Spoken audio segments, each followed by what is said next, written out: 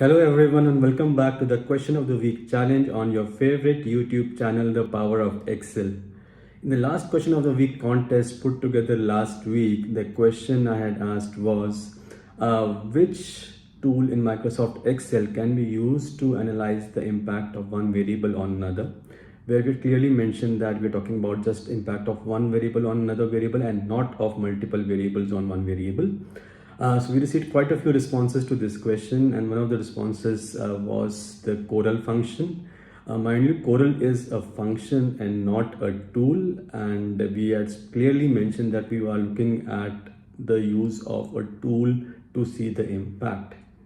Moreover, Coral just gives us a value which depicts the relationship between two variables, but in no way we are able to analyze the change in one variable and the impact of that on the other variable.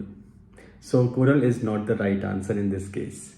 The second answer we got was the linear regression in the data analysis tool pack, which again is not the most appropriate response for this question, as linear regression can also be used to see the impact of multiple variables on a single variable. So the answer we were looking forward to for this particular question was the goal seek under what if analysis tool, which is useful in case we are looking at analyzing the impact of one variable on another variable.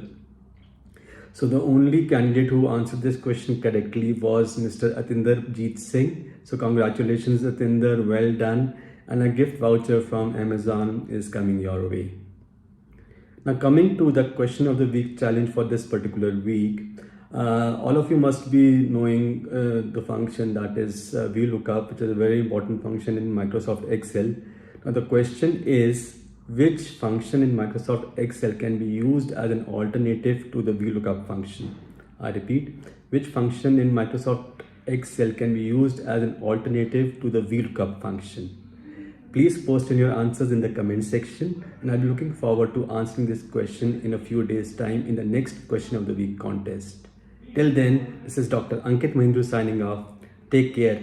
Bye bye.